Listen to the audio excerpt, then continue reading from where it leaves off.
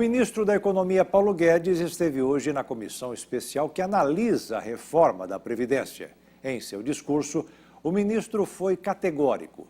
A velha Previdência está condenada à falência.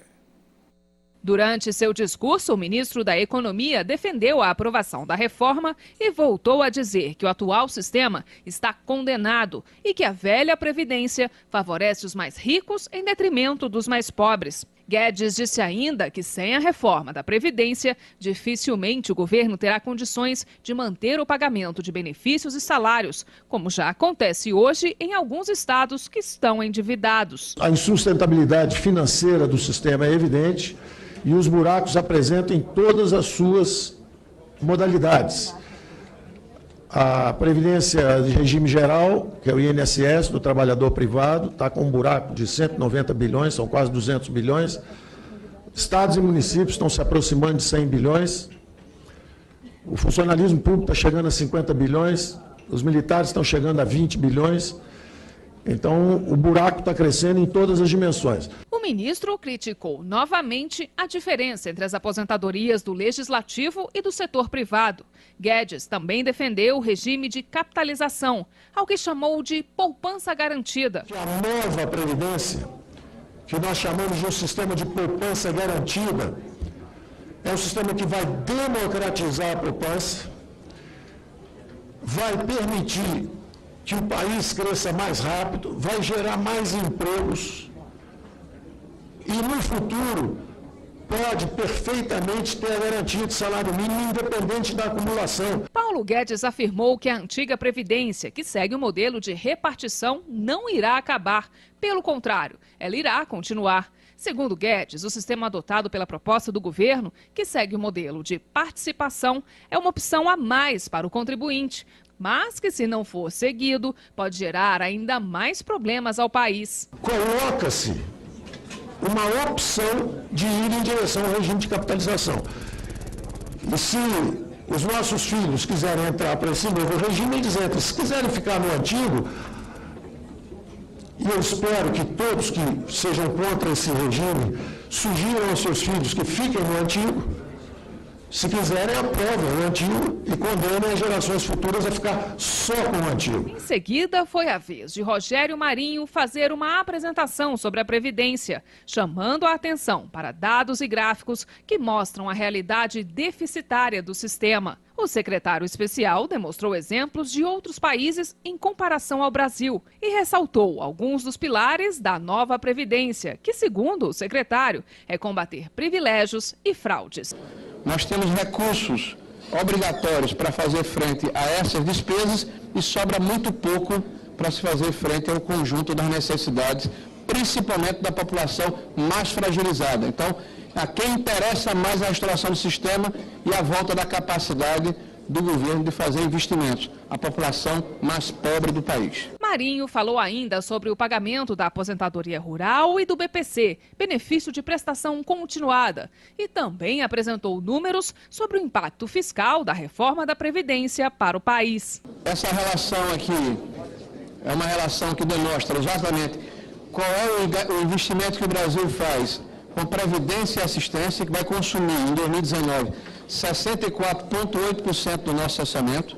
Após a apresentação da proposta para os deputados, a audiência foi aberta para perguntas ao ministro. Para esta sessão, líderes fizeram um acordo para que as falas dos deputados fossem alternadas, um a favor, outro contra a proposta. Esta seria uma forma de evitar que o governo ficasse constantemente sob pressão, como ocorreu da última vez. Durante a visita de Guedes na Comissão de Constituição e Justiça, em abril, houve confusão. A sessão ficou tensa e o ministro acabou batendo boca com parlamentares. O encontro foi encerrado após uma discussão exaltada com o deputado Zeca Dirceu, do PT. Essa vez, o clima foi mais ameno. Ainda assim, teve discussão. Vossa Excelência, só um pouquinho, ministro. Só um pouquinho, ministro. Só um pouquinho. Calma, eu vou falar sobre isso. Eu vou falar sobre isso. Nós temos todos os ambientes políticos necessários para fazer o enfrentamento de projeto de país. Essa casa aqui existe para isso. Paulo Guedes respondeu a cada uma das perguntas. Foram mais de 80 parlamentares inscritos como oradores. Deputados favoráveis à proposta aproveitaram para elogiar a presença do ministro e falar da importância da aprovação da reforma da Previdência para o reequilíbrio das contas públicas. Olha, eu não tenho dúvida nenhuma de que a guerra da comunicação a favor da Previdência é uma guerra perdida. É uma guerra perdida, porque não adianta que você explique, coloque números e etc., mas é um tema muito complexo e por isso é muito mais fácil a demagogia falar que vão acabar com a aposentadoria das pessoas.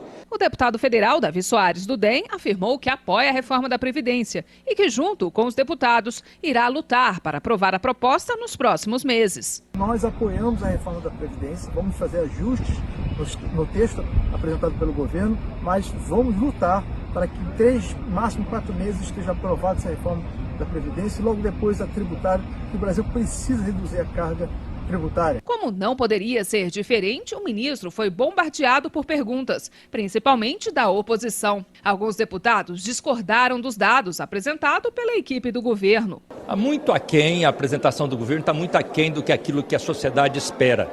Muito mais jogo de palavras e mantras para tentar convencer a sociedade que eles apresentam uma boa proposta do que realmente dados que possam provar a necessidade. Amanhã, os trabalhos da comissão devem continuar.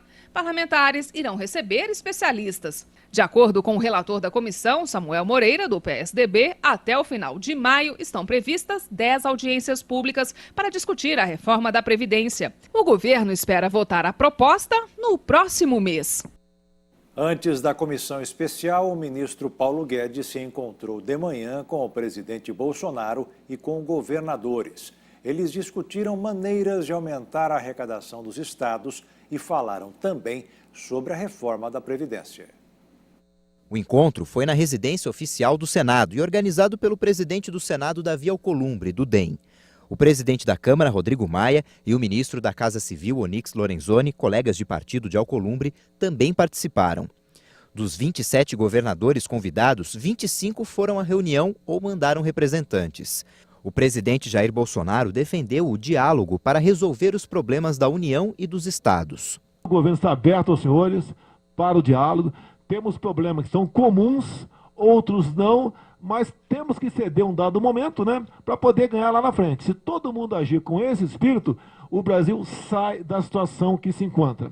Gostaria de falar muito com os senhores aqui. Temos muitas propostas, e essas propostas, em havendo, obviamente, o acolhimento do parlamento brasileiro, poderão se transformar em realidade e minorar o sofrimento de todo mundo. Mas a grande realidade, estamos no mesmo barco.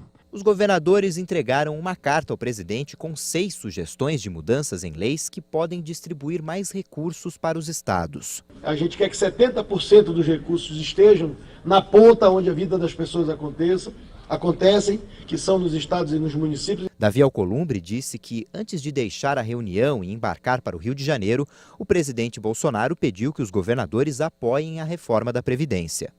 Há, pela mensagem dos governadores, o desejo e o interesse concreto estabelecido dos 27 governadores que se manifestaram ao presidente Bolsonaro do apoiamento à reforma da Previdência. A reforma da Previdência foi tema de uma pesquisa divulgada nesta quarta-feira. O IBOP perguntou se os brasileiros acham que é preciso mudar as regras da Previdência. 59% dos entrevistados disseram que a reforma é necessária. 35% acham que não e 5% não souberam responder. Sobre a proposta do governo, apenas 36% conhecem o conteúdo e só 6% conhecem muito bem.